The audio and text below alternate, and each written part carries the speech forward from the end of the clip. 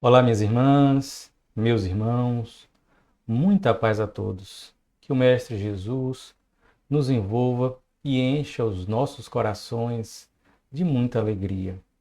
Hoje nós vamos falar sobre um tema um tanto quanto polêmico, palpitante, que é a rivalidade entre os médiuns, que é abordado no capítulo 15 do livro Médiuns e Mediunidades, do Espírito Viana de Carvalho, pela psicografia de Divaldo Pereira Franco. É um capítulo relativamente curto, mas rico de preciosidades, nos leva a muitas reflexões sobre como nós devemos entender, como nós devemos abordar, como nós devemos viver neste campo da mediunidade, nos relacionando com as outras pessoas. É um tanto quanto paradoxal alguém estar investido da condição de médium, como nós conhecemos as pessoas que são porta-vozes da espiritualidade, e terem algum tipo de rivalidade, de disputa com outros médiuns. Porque todos não são autores, não são donos das mensagens que recebem. Não têm a condição, não têm a capacidade, não têm a autonomia para exigir e garantir que uma determinada mensagem espiritual possa ser oferecida através das suas possibilidades, porque a autoria dessas mensagens é dos espíritos e cabe a eles decidir quando, como e através de quem as mensagens serão oferecidas. Mas, mesmo assim, sendo humanos e não sendo a mediunidade uma garantia de evolução espiritual, pelo contrário, a mediunidade é uma faculdade humana que independe do nível evolutivo, do nível moral da pessoa e que está em todos. Então, tendo essa condição, não é raro, não é de se estranhar que existam sim as mesmas questões humanas que estão espalhadas por todos os cantos na mediunidade. Então, as pessoas terem ciúme, terem uma certa fragilidade, terem uma insegurança, porque este perfil psicológico em que se busca sempre ver o outro como um rival, como um competidor, como um desafiante, ele na realidade ele demonstra uma fraqueza daquela pessoa que tem essa visão. É alguém que está inseguro de si. Então fica o tempo todo nesta avaliação se o outro está melhor, se o outro está sendo mais reconhecido, se o outro está tendo experiências mais visíveis. Quando nós estando cada um bem consigo, ciente do seu papel, ciente de que nós devemos evoluir cada um individualmente. Coletivamente estaremos reunidos, mas o processo de evolução, de conquista é individual. Não é a falha do outro, a queda do outro que me vai fazer maior. Ter esta perspectiva de desejar a queda, a inferioridade, o insucesso do outro, ou mesmo que não seja neste grau, mas que eu seja melhor do que o outro, na realidade é uma perspectiva completamente equivocada. É como que, para me sentir mais saudável, eu desejasse que todos os outros adoecessem.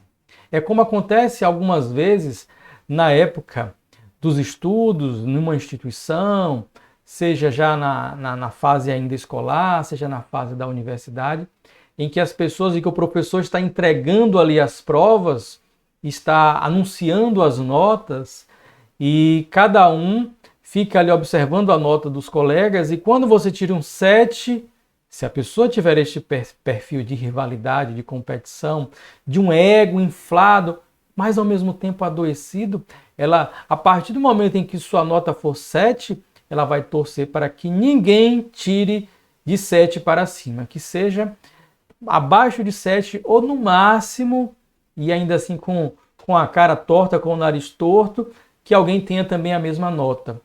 Quando na realidade nós devemos torcer pelo sucesso dos outros. Se o mundo tiver cidadãos que são bons alunos, nós teremos melhores profissionais em todas as áreas, profissionais que estarão aí espalhados pelo mundo. Mas nós, no nosso orgulho e no nosso egoísmo, muitas vezes ali caladinho, fingindo que está torcendo para o outro, às vezes está torcendo para um, para o outro, mas não para todos, no fundo está torcendo para que todos tenham uma nota inferior à sua. Assim também acontece nos diversos campos da vida e com a mediunidade não seria diferente. Com a experiência religiosa, em todos os papéis, não só na mediunidade, como nós já conhecemos, existem esses perfis. Eu já tive a oportunidade de ouvir relatos que causam perplexidade e também, em alguns momentos, perceber determinados movimentos em que as pessoas estavam, de certa maneira, preocupadas com o desempenho da outra, não como uma forma de ajudar, de estimular, mas para que o desempenho da outra em determinada atividade não fosse superior ao seu. Se o seu desempenho foi maravilhoso, você até admite que os outros possam ir bem, mas que não seja tão bem quanto você foi. Mas se os outros foram muito bem, a pessoa começa a ficar ali preocupada porque ela tem que se destacar mais. Então ela vai ser preocupada com os elogios para os outros, com o reconhecimento para os outros, quando na realidade nós não reencarnamos para evoluir os outros. É claro que existe uma fraternidade, é claro que nós, pelo exemplo, pelo que nós fazemos, podemos ajudar muitas pessoas, mas este processo é individual. Em O Livro dos Espíritos, Allan Kardec perguntou qual a finalidade da encarnação, e os espíritos responderam que a principal finalidade da encarnação é nos possibilitar chegar à perfeição, é evoluirmos através das múltiplas experiências, das provas e expiações, das lutas e labutas. Então nós devemos nos esforçar para melhorarmos, inclusive quanto ao nosso olhar em face do outro. Ficar feliz com a felicidade do outro já é uma demonstração de virtude, mas ficar triste, incomodado com a felicidade, com o êxito do outro, é sinal de um ego adoecido, de um ego doentio, que precisa curar-se, que é escravo de si mesmo. A pessoa vive o que está lá descrito num texto intitulado em O Evangelho segundo o Espiritismo, de Allan Kardec, os tormentos voluntários. É uma pessoa enciumada, é uma pessoa que se incomoda com o sucesso do outro, com os destaques, porque ela quer que todos os holofotes sejam virados, toda a luz seja direcionada para ela. E já acompanhamos casos e médios ali que quando começam a eclodir a sua mediunidade, um outro médio fica incomodado. Quando começa a desenvolver uma psicografia, fica incomodado ao ponto de exalar energias negativas que fazem a outra pessoa se sentir mal, sentir com dor de cabeça. Por quê? Porque não quer na sua cabeça um competidor, quando na realidade todos nós fazemos parte de um mesmo time, de um belo time, do time de Jesus. Pelo menos nós nos habilitamos para tanto e precisamos nos esforçar para sermos merecedores de participar dessa partida sublime. O nosso time é único, independentemente do que nós fazemos, dos nossos talentos, se estamos na mesma instituição ou em outra instituição, todos nós, com as nossas particularidades, com as nossas individualidades, com as nossas conquistas, com as nossas falhas, participamos de um único time. E nós então devemos torcer pelo outro, porque o meio interfere no nosso desempenho. Eu me recordo de certa vez estar acompanhando uma palestra de uma terceira pessoa, e eu notei que naquele dia essa pessoa era acostumada a fazer palestras, mas ela estava um tanto quanto desconfortável ali, tendo lapsos mentais, tendo alguma dificuldade para desenvolver o texto e o estudo que tinha preparado, uma pessoa muito diligente. E aí eu percebi, comecei a olhar e procurar vibrar positivamente, visualizar ali uma energia que a envolvia de serenidade, de paz, de tranquilidade.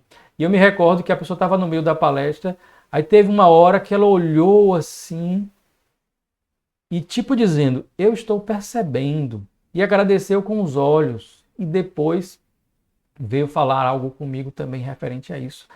E nós deveríamos fazer isso sempre, buscando auxiliar o outro, torcer para que o outro vá muito bem, Torcer para que o outro vá melhor do que a gente, que consiga superar. Torcer para si também, fazer o seu esforço, mas não estar preocupado com essas comparações, que são do ser humano. Lembremos aí dos apóstolos, procurando ali saber quem era, dentre eles apóstolos, o preferido de Jesus, o maior, o escolhido. E Jesus sempre trazendo as lições.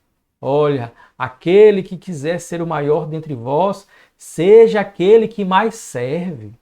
Jesus, o Messias aguardado pelos judeus, vai ali lavar os pés dos apóstolos, fazer uma atividade que eles entendiam que era própria de escravos. Jesus, com todo o seu potencial, veio compartilhar conosco, veio nos dizer que ele, apesar de viver e vivenciar aquelas experiências decorrentes da sua evolução espiritual, que ele não era um ser à parte, que todos poderíamos chegar ao nível que ele já demonstrava. Podeis fazer o que eu faço e muito mais. Então ele veio dividir, ele veio compartilhar o seu amor, a sua sabedoria, a sua bondade, a sua misericórdia. Ficou pouco tempo, não queria lhe dominar, não queria centralizar, não queria monopolizar as atenções. Veio, trouxe o que era necessário, o alimento espiritual, o pão da vida para todos nós, e depois nos deixou com as lições, nos acompanhando espiritualmente à distância, mas muito próximo. Este é o exemplo que nós devemos seguir, que nós devemos procurar ter como uma diretriz para as nossas vidas. Mas lembremos, estes padrões ainda vão nos acompanhar. Algumas pessoas já conseguiram superar num nível maior, mas outras ainda estão se esforçando muito. Mas nós vamos chegar lá. As maiores chagas da humanidade são o orgulho e o egoísmo. E são elas que fazem gerar as rivalidades, as polaridades tão presentes no mundo de então e aqui tão visível neste contexto de pandemia, em que muitos grupos, em que muitos líderes estão não tão preocupados com a saúde das pessoas, porque se estivessem, iriam convergir, deixar as diferenças temporariamente de lado e convergir no que fosse possível para que a saúde voltasse a reinar ou chegasse à humanidade, conseguíssemos superar a pandemia de maneira mais rápida, mas não. Continuam separados, preocupados apenas com os ganhos políticos para permanecerem ou alcançarem o poder. Rivalidades decorrentes do orgulho e do egoísmo, do desejo de destaque, o desejo de dominação, de superação. Somente quando nós compreendermos que apenas juntos conseguiremos ser mais fortes, é que venceremos essas rivalidades, essas polaridades e caminharemos de forma mais rápida, juntos, cada um com a sua forma de pensar, com a sua condição, mas juntos, respeitando um ao outro, na direção do bem, na direção da paz, na direção da felicidade. Mas como é que Viana de Carvalho desenvolve o seu raciocínio acerca da rivalidade e tratando especificamente do contexto dos médiuns? Mas nós não precisamos raciocinar apenas no contexto dos médiuns. Poderemos expandir esse raciocínio para todas as atividades na casa espírita, para as atividades desenvolvidas por casas espíritas diferentes, porque existem aí rivalidades veladas, algumas postas, sobretudo porque as pessoas têm dificuldade de entender que não existe uma única forma de acertar, não existe uma única forma de aprender, não existe uma única forma de nós nos aproximarmos de Deus, de praticarmos o bem.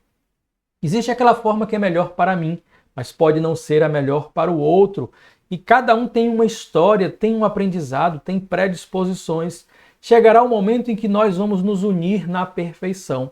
Mas antes disso, vamos caminhar caminhos diferentes, mas que podem e devem estar levando na mesma direção. É só olhar para o lado, vamos ver uma outra estradinha, pessoas caminhando, para o outro lado também. As estradas têm diferenças, mas nós vamos chegar no mesmo lugar. Então precisamos compreender isso. Também as rivalidades que existem entre religiões diferentes. E muitas vezes de grupos que estão bem intencionados no que fazem, mas ainda tem esse olhar negativo para o outro, esse olhar de julgamento, contrariando a lição tantas vezes repetida por Jesus que nós não deveríamos julgar os outros, porque não temos condição ainda de um julgamento firme, de um julgamento severo. Precisamos da compreensão, da tolerância, do perdão do outro. Então não devemos julgar, devemos fazer o que está ao nosso alcance, o que nos parece melhor e tentar ajudar com o exemplo, como o colocar-se à disposição. Mas Viana de Carvalho começa assim: remanescente dos instintos agressivos, a rivalidade é presença negativa no caráter humano, que a criatura deve superar. Então, a rivalidade é algo negativo. Não tenhamos dúvida disso. Vai falar, mas a pessoa tem que ter espírito de competição. Não, energia, coragem são outras coisas.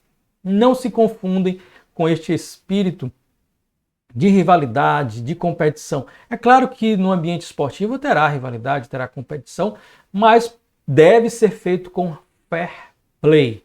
É apenas um jogo, uma tarefa em que as pessoas devem se respeitar, devem se ver como companheiros da mesma atividade de trabalho, ainda em que fazendo parte de equipes diferentes, deve haver um respeito. Mas na nossa vida, de uma maneira geral, nós devemos superar esses instintos de rivalidade, que remontam a tempos outros que nós já deveríamos ter esquecido. Se a competição saudável é estimuladora para desenvolver os valores humanos potenciais, momentaneamente adormecidos, a rivalidade decorre do primarismo animal, que atira as criaturas umas contra as outras. Então ele fala aqui da competição saudável, que é essa que nós estávamos falando no campo esportivo, no campo de alguma atividade em que há alguma competição para ter um prêmio, mas que todos estão colaborando para um êxito. Vejamos aí, pegando este momento, as diversas instituições farmacêuticas nessa verdadeira competição pelo desenvolvimento das vacinas mais eficazes. Então aí é algo saudável, desde que não tenha ali por debaixo do pano qualquer conduta que não seja ética, que não seja moral. No entanto, a rivalidade decorre do primarismo animal, que atira as criaturas umas contra as outras. O rival é antagonista apaixonado, a um passo da violência, na qual derrapa facilmente, facultando-se a explosão de danos graves para si mesmo, bem como para outros. Paixão, patos, enfermidade. Não é a paixão doce e saudável dos enamorados, que também, se for muito intensa, dissociada da razão, gera comprometimentos grandes nas relações. Infelizmente, perturbando a sociedade na luta pela predominância do egoísmo, a rivalidade entre os homens leva-os aos estados belicosos, quando a solidariedade os engrandeceria, propiciando bênçãos a toda a comunidade. É natural que, também entre os médiuns, o morbo vem de mórbido, algo assim adoecido, que o morbo das rivalidades injustificáveis irrompa virulento, enfermando quantos lhe permitem o contágio. Então coloca aqui a rivalidade como um morbo, como uma doença virulenta, um vírus que vai enfermando as pessoas e vai contagiando aquelas que se permitem. Invigilantes, olvidam-se, esquecem-se da terapia do amor e deixam-se infelicitar, asfixiados pela inveja, pela mágoa, pelo ciúme, contribuindo para as lutas inglórias que, lamentavelmente, se instalam nos grupos nos quais estes se encontram a serviço. No contubérnio que se estabelece, a rede da insensatez divide os membros do trabalho, que passam a antagonizar-se, embora abraçando os ideais da liberdade, da tolerância, do amor, da caridade. Tais rivalidades têm sido responsáveis pelo malogro de empreendimentos significativos, elaborados com carinho através dos anos e que se desgastam e se desorganizam com facilidade, tornando-se redutos de decepções e amarguras. São as marcas ainda do nosso nível evolutivo. No meio espírita, nós encontramos aí, inclusive, grupos que se rivalizam e tentam contaminar, às vezes, determinadas pessoas, até alguns denominados por elas líderes do movimento, para que eles entrem em certo confronto. Em determinado momento, pessoas próximas a Chico Xavier começaram a inocular nele pensamentos, ideias, falas negativas de outros companheiros espíritas também, companheiros de destaque, fazendo e até gerando um certo distanciamento por algum tempo. São pessoas doentes e que muitas vezes, não conseguindo o destaque que almejavam, elegem alvos para destruir, para diminuir a honra, e então vão ali como uma serpente oferecendo uma maçã a alguém que está incauto para que seja também envenenado, né? Essa pessoa seja envenenada daquilo que ela tem de negativo. Isto é muito triste. A pessoa, às vezes, ela por si mesma não tem ali a condição, não reverbera o que ela fala, então ela busca contagiar alguém que já é reconhecido para que este possa se voltar contra um outro. Instituições, muitas vezes, passam a ter uma relação hostil, passam a, de forma clara ou de forma velada, a fazer críticas sobre o proceder de outra instituição, de outros grupos. Então nós precisamos parar, na realidade, meus irmãos, de perder tempo com essas bobagens, que são bobagens, mas que nos consomem as energias, que comprometem relações, que ferem pessoas. Eu já tive a oportunidade de ver pessoas boníssimas,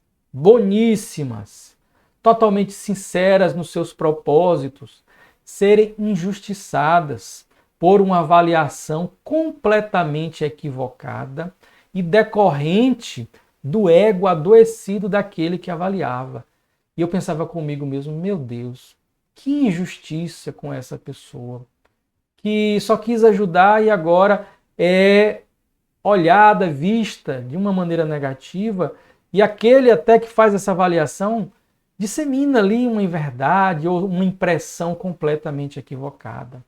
Olha, naquilo que é negativo, e se nós não estivermos num papel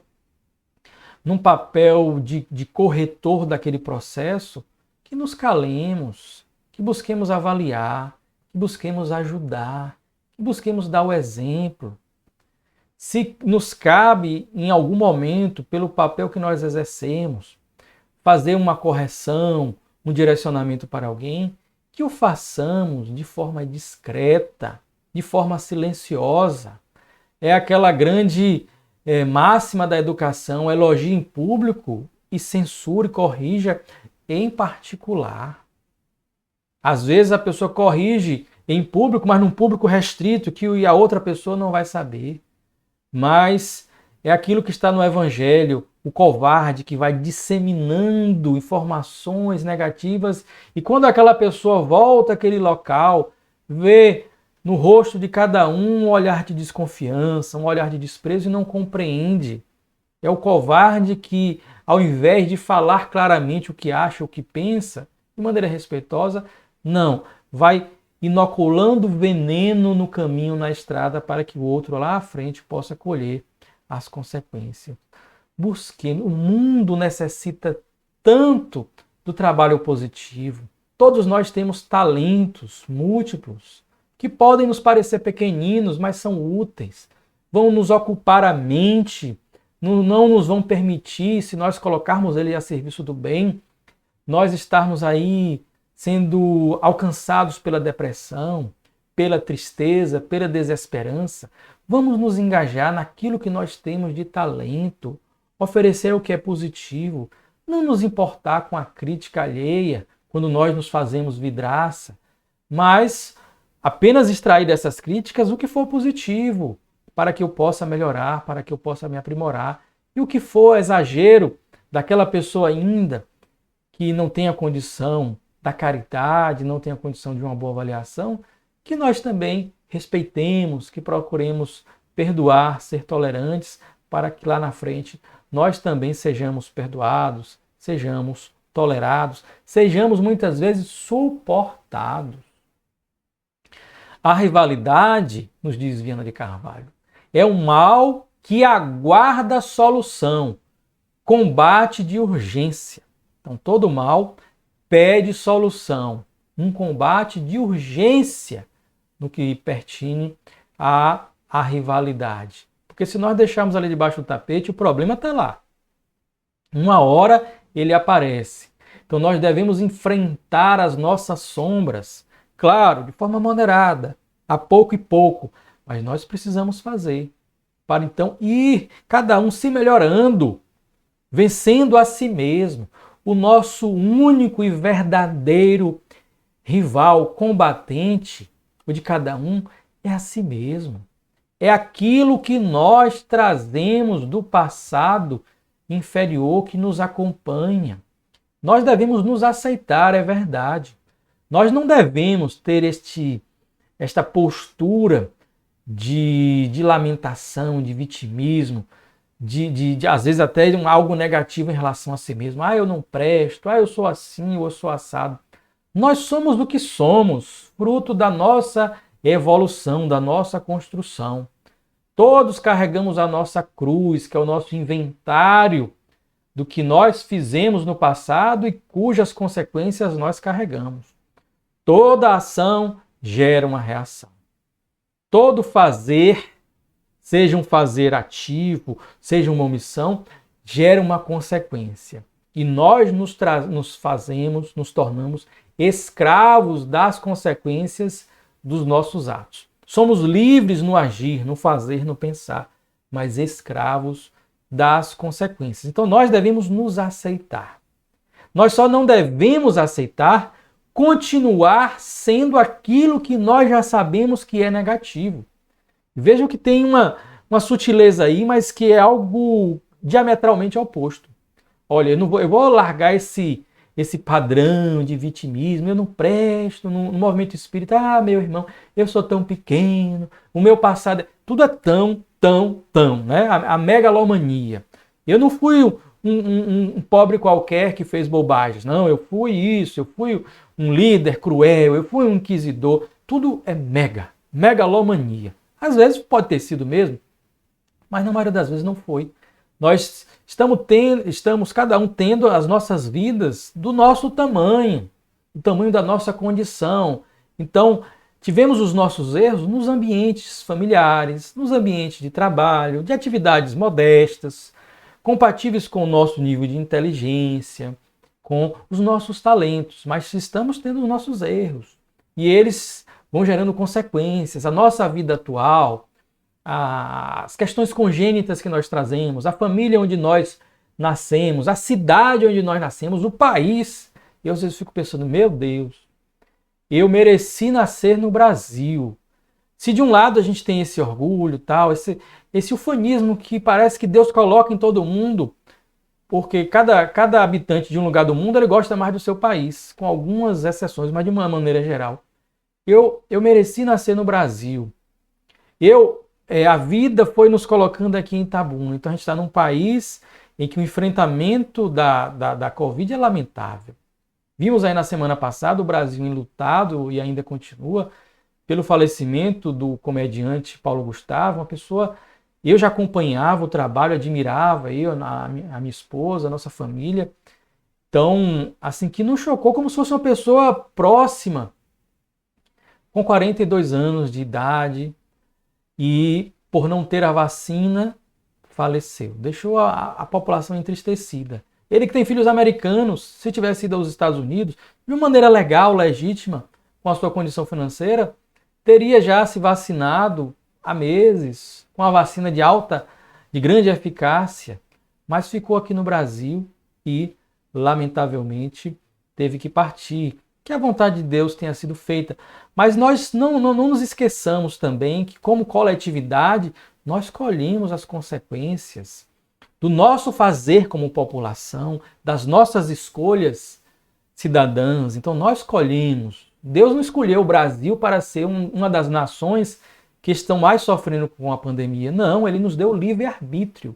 Nós, com as nossas escolhas, e aí eu estou falando em todas as dimensões, inclusive e em especial da própria população, que não está tendo muitas pessoas o cuidado necessário para se precaverem, né, do contágio, e que tem levado a isso. Então, Deus, ele tem a fala, né, que Deus é brasileiro, mas ele nos deu livre-arbítrio. Não escolheu o Brasil para ser uma das nações que mais sofrem com o Covid. Nós, brasileiros, e que com as nossas escolhas, nas diversas perspectivas, escolhemos isso. Mas nós precisamos nascer no Brasil, nós merecemos nascer no Brasil, e cabe a nós torná-lo um país melhor, um país que alcance aí os níveis de maturidade, os níveis de respeito social que outras nações já possuem. Existem países aí que adolescentes já estão sendo vacinados, e eu com minha esposa aqui a gente eu brinco, nós somos repulsivos, porque não temos a menor noção de quando poderemos ser vacinados e até se chegaremos ao momento em que a vacina esteja disponível para todos nós. Mas não tenhamos dúvida, nós colhemos o que plantamos. Se estamos aqui num país, numa cidade que a gestão também não está lá das mais elogiáveis da questão, é porque isso é o que nós merecemos, isso é o que nós precisamos, e não adianta ficar aí reclamando. Reclamar não vai trazer solução. Nós precisamos, cada um, dentro da sua condição, do seu fazer, do seu agir, do seu pensar, fazer o melhor. Aquilo que eu desejo para a minha cidade, para o meu país, eu vou procurar, na minha esfera de atuação, fazer o melhor. Como Gandhi dizia, né? Seja você, faça você a diferença, a revolução que você deseja para o mundo. Cada um no seu contexto. E aí Viana de Carvalho agora vai falar de como vai surgindo essa rivalidade no meio mediúnico. Surge de forma sutil, instala-se com suavidade, qual erva parasita em tronco generoso, e passa a roubar a energia de que se nutre, terminando por prejudicar o hospedeiro que lhe dá a guarida. Então, o maior prejudicado deste padrão íntimo, deste padrão pessoal, deste padrão espiritual, de rivalidade, de competição que não é sadia, de avaliação do outro, de verificação se está melhor ou pior, quem mais sofre com isso não são os outros.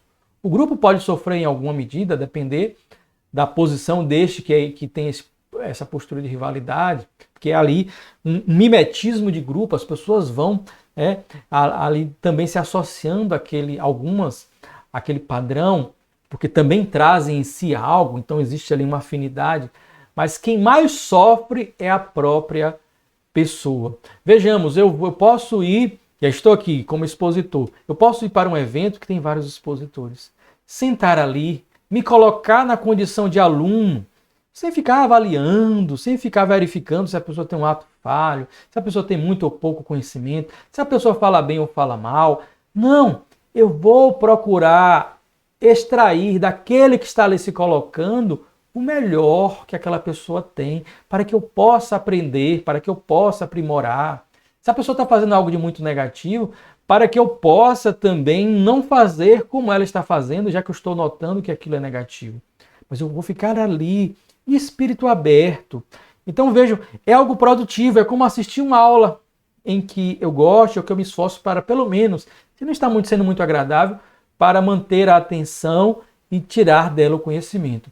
Mas eu posso estar ali, observando, fez isso errado, fez aquilo, falou aqui, se confundiu, conjugou a palavra errada, tá isso, tá aquilo. Olha o contexto como é diferenciado. A pessoa está ali, né, naquela sofreguidão, e está ali. E tudo isso porque o ego quer encontrar naquela pessoa um degrau para ela colocar o pé e ficar mais alto. Mas não. Colocando o pé na outra pessoa, pisoteando a outra pessoa, eu não me elevo. Quando Pedro fala de João, eu sei mais de Pedro do que de João. Porque eu não sei se o que Pedro está falando de João é verdade, é apenas uma fala. Mas quando Pedro fala mal de João, e aí é num contexto, ele não é alguém ali que está suponhamos, na repartição pública, tem uma comissão de sindicância, e tem alguém que preside, tem o outro que avalia, então eles vão ter que avaliar ali tecnicamente. Não, mas quando é numa conversação que uma pessoa começa a falar mal da outra, começa a ser maledicente. Aquele que fala, o Pedro, eu logo sei, é um maledicente. E tá falando mal de João, tá falando que João faz isso aqui. Eu já não sei se é verdade. Então, quando alguém é maledicente, quando faz muitas críticas, eu começo a ver e ter uma capacidade de leitura do que há de negativo naquela pessoa. Como também, se ela começa a fazer coisas positivas, eu vou saber, vou identificar o que tem de positivo. Se ela começa a elogiar, se ela começa a falar que nós devemos ter tolerância. Então, vejam, do que ela fala, eu ainda não tenho comprovação. Mas do que ela está sendo, eu já tenho algum nível de comprovação. Então, os críticos contumazes, os maledicentes, são todos orgulhosos, vaidosos, que têm o ego enfermo, que a tudo ficam comparando, que tudo que o outro faz não está, se não for exatamente do jeito que eu quero, do jeito que eu faço, do jeito que eu falo, não está o ideal. Né? E eu falo tudo isso aqui, não estou me excluindo de nada. Porque cada coisinha que eu vou falando, a carapuça vai pesando, em algumas coisas mais, em algumas coisas menos. Mas estou aqui reproduzindo o que os espíritos vêm tanto falando e repetindo. Porque nós precisamos nos libertar de nós mesmos. Nós precisamos ser livres. Orgulho e egoísmo são algemas que nos prendem. Nós ficamos ali naquela paranoia. Nós precisamos ser mais leves, mais felizes, nos felicitarmos com a felicidade do outro, mais alegres, buscar ver o outro como um companheiro que também está evoluindo, que se hoje está errando muito, é porque possivelmente está dando seus primeiros passos na evolução, mas ele está se esforçando, teve coragem de encarnar. Alguns, é verdade, são postos compulsoriamente, mas essas reencarnações compulsórias não são, ao que nos parece, o que os livros espíritas falam, a regra. A regra são reencarnações em que nós aceitamos e algumas vezes até fazemos alguma escolha de algumas variáveis. Então todos nós tivemos a coragem de mergulhar na carne, nos deparando com o esquecimento do passado, nos deparando com a dinâmica da vida, que não tem essa predeterminação que muitas pessoas acham. Tá tudo programadinho, vai acontecer. Não. Nós ganhamos um cenário, mas os artistas seremos nós. Nós vamos ter ali que encenar os nossos números, confirmar as nossas programações, vamos receber intuições, lembretes, amigos. Os espíritos às vezes nos colocam, mudam um pouquinho o cenário para que a gente perceba uma coisa ou outra, mas nós recebemos o cenário da vida, que tem ali uma família, uma localidade, um país, um corpo, um contexto, mas o espírito é que vai ali vibrar e que vai ter que confirmar o que se espera dele, o que ele mesmo espera de si. Então vejamos aí o quão importante é nós buscarmos ter essa maior leveza na vida e não nos prendermos dessas algemas do orgulho e do egoísmo. O médium deve ser um servidor da vida a benefício de todas as vidas. Olha, deve ser um servidor da vida a benefício de todas as vidas, inclusive da sua. Inclusive da sua. Aquele que quiser ser o maior, seja aquele que mais serve. E à medida em que vai mais servindo, vai abandonando esse desejo de ser maior. Começa, às vezes, por um móvel, por uma intenção negativa, mas no fazer, na relação com as pessoas, compartilhando ali dos momentos, das alegrias, das tristezas, das emoções vividas, como nos diz o rei Roberto Carlos. viver a intensidade das emoções, claro, colocando a razão como uma entidade diretora para evitar os excessos, mas vivenciando as emoções. Nós podemos fazer o nosso ambiente de trabalho um ambiente alegre, em que nós vamos construir ali o que pede de nós naquele contexto, mas conversando, trocando informações, alegrias com os nossos companheiros, com as pessoas que vêm ao ambiente, que são destinatárias do nosso fazer, na nossa família também, no centro espírita, em todos os lugares. Nós podemos fazer isso. Nós temos este poder. E é isso que o médium deve fazer também. Ser um servidor da vida a benefício de todas as pessoas. Como tem aquela frase, quem não vive para servir, não serve para viver. É forte, todos nós servimos para viver. Mas se vivermos para servir, a vida vai nos devolver uma resposta muito mais alegre, que vai nos dar uma paz interior. A do médium, há que se tornar a luta do autoaprimoramento, observando as mazelas e estudando as deficiências, a fim de mais crescer na escala dos valores morais, de modo a sintonizar com as entidades venerandas, nem sempre as que se tornaram famosas no mundo, mas que construíram as bases da felicidade pelo amanho do solo dos corações na execução do bem. Então vejamos, isso aí é uma lição para todos. E na mediunidade, buscar fazer o bem, se autoaprimorar, e assim vai se relacionando, ampliando a sua capacidade de se relacionar com as entidades do bem, as entidades venerandas. E um alerta, nem sempre aquelas famosas. Em relação às famosas, nós devemos ter uma gratidão, mas uma atenção especial, porque é através dos nomes famosos que os espíritos fascinadores tentam nos enganar. Muito mais importante é nós desenvolvermos a capacidade de perceber, avaliar a condição do espírito. Se é um espírito que quando se nos aproxima, ele nos passa paz, ele nos passa tranquilidade. Mesmo quando vem a trazer uma informação grave, ele atrás, nos lembrando da nossa condição de espíritos, da condição de imortais, nos lembrando de que nós não estaremos sós. Então, espíritos bondosos nos passam boas informações, nos trazem, nos contagiam com boas energias. Não nos enchem de elogios, estão longe disso.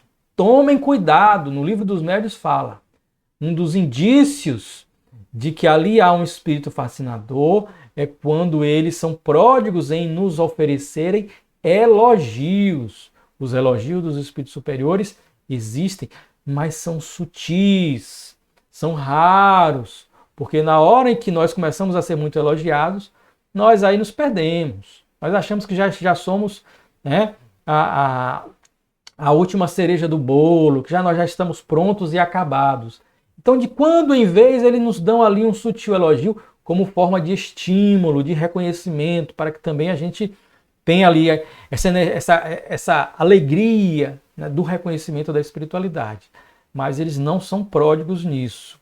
Quando existe muito elogio, quando o médium ou o grupo é muito levado a pensar que ele está numa condição especial, que a sua instituição é especial, é algo que nos deve chamar a atenção. Não como paranoia, mas que tenhamos muito cuidado.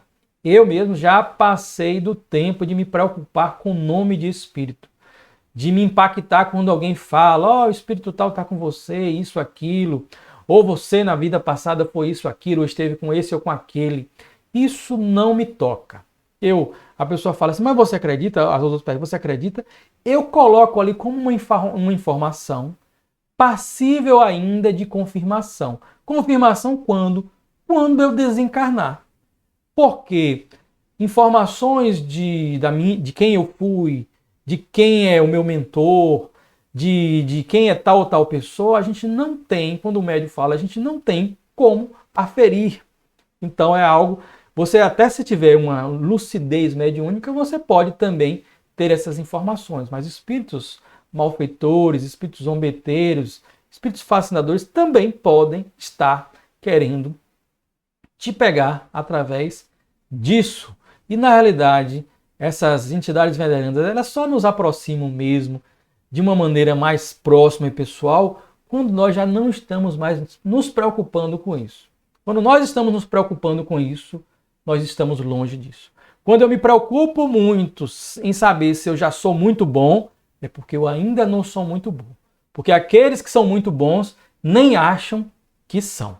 Não estão lá naquele papel ainda doentio de se acharem péssimos. Mas eles não estão nesta vibe, como dizem aí na atualidade, os jovens. Não, eles não estão nisso, não estão preocupados com isso. Estão preocupados em fazer o que tiver melhor ao seu alcance. A ele, ao médium, cabe disputar a honra de servir e não a de aparecer, de ceder e nunca a de impor.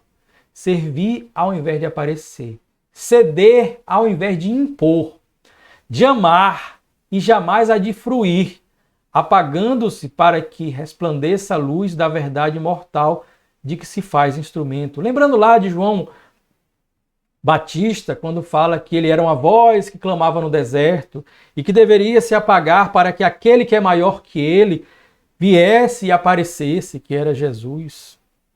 Então vejamos que interessante. Pestalozzi, que foi o professor orientador de Kardec, ele certa vez, numa carta enviada a um companheiro da Prússia, ele disse que às vezes ele sentia uma intuição de que ele funcionaria como uma voz que clama no deserto, porque chegaria o momento em que viria alguém maior do que ele e ele se apagaria. Ele fazia uma alusão, muitos assim identificam, e eu também, a figura do professor Hipólito Leon Denisard Rivaio, Allan Kardec, um dos seus alunos. Mas nós também podemos pensar em tantos alunos, alguns anônimos, mas que foram professores de outros e que formaram outras pessoas numa modalidade, uma perspectiva educacional diferenciada, que olha, que admite o ser, o espírito dotado ali de muitas virtudes, algumas adormecidas que precisam ser estimuladas, como uma semente precisa ser regada. Como do homem de bem se esperam a preservação e vivência dos valores éticos, do instrumento mediúnico se aguarda o perfeito entrosamento emocional e existencial entre o de que se faz portador e o comportamento cotidiano. Ele tem que ter coerência. Ele é portador, ele é porta-voz da mensagem do alto, quando consegue essa condição, e ela só virá se também corresponder na sua ação, se fizer digna de tanto. Mas ele deve buscar uma coerência com aquelas mensagens espirituais que vêm através dele, com aquela espiritualidade que ele busca se associar. O médium espírita é simples, sem afetação, desprovido do tormento de provar a sua honestidade aos outros, porque sabe que no mundo somente se experimentam aflições, conforme ensinou Jesus. Ademais, ele reconhece que está a serviço do bem, ao qual lhe cumpre atender com naturalidade e paz. Médiuns rivais são antagonistas injustas e infelizes, buscando vitória em nome das vaidades que corrompem o coração e envenenam a razão. Estão ali em atividades, em contendas injustas, infelizes, que só vão envenenando, corrompendo o coração e envenenando a própria razão. E ele vai encerrando assim: se alguém se apresenta mais aquinhoado para o serviço mediúnico, mais endividado certamente o será, porquanto a mediunidade a serviço do bem é via de acesso e de redenção para o espírito, e não moldura brilhante para as fulgurações terrestres. Os médiuns que mais se destacam, conforme muitos deles às vezes revelam ali no final da vida, pelas mensagens espirituais que compartilharam, tiveram grandes quedas. Eram espíritos com uma luminosidade no sentido de conseguirem contagiar as pessoas. Tinham um brilhantismo na fala, contagiavam certas multidões, mas canalizaram essa energia para o equívoco, muitas vezes para o mal, fizeram muitas pessoas cair, muitas pessoas sofrerem. Então, eles têm a oportunidade de, através da mediunidade, alcançarem a sua redenção. É a misericórdia divina permitindo aos grandes, entre aspas, pecadores a sua redenção, retirando-os do inferno íntimo em que estavam mergulhados, para que possam escalar a escada de ascensão aos céus. Então vejamos, quando alguém tem possibilidades mais dilatadas, nós não devemos identificar ali como um espírito mais elevado, mas como alguém que recebeu da espiritualidade a oportunidade de se redimir com os seus erros do passado.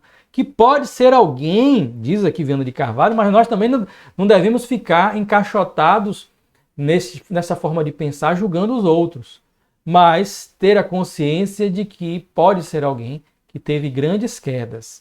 E por quê? Já tem um magnetismo pessoal desenvolvido em certo nível, tem agora a condição de, através da mediunidade, se redimir de maneira mais rápida e mais eficiente numa única reencarnação. E conclui Viana de Carvalho: ao invés de rivalidade competitiva, fomentemos a oração e o auxílio fraternal entre todos, a fim de que o êxito se apresente não pelo aplauso humano, porém pela abnegação e largo trabalho de edificação do bem entre os homens. Fomentemos a oração e o auxílio entre todos. Não nos preocupemos tanto no exercício das atividades espirituais com reconhecimento, como os outros vão nos ver, como os outros vão nos reconhecer. Não, isso não importa. Procuremos estar conectados com o bem, com as forças do bem, com Jesus, com a espiritualidade amiga, que está espalhada em todos os campos. Seu trabalho na saúde, na educação, na justiça, no comércio, ali existem espíritos próximos que vão estar à disposição para se associar ao nosso bem-fazer, nos ajudando, nos dando maior clareza nos problemas que nós precisaremos vencer e superar, mas com as boas intuições. Então, a oração nos fortalece e esta vivência fraternal vai nos tornar, a todos nós, mais fortes. Juntos seremos mais fortes e aí teremos a condição de sermos mais felizes. E quando este pensamento de rivalidade nos aproximar, ali como uma voz de uma serpente que quer nos fazer cair, lembremos da grande lição de Jesus: os meus discípulos serão reconhecidos por muito se amarem.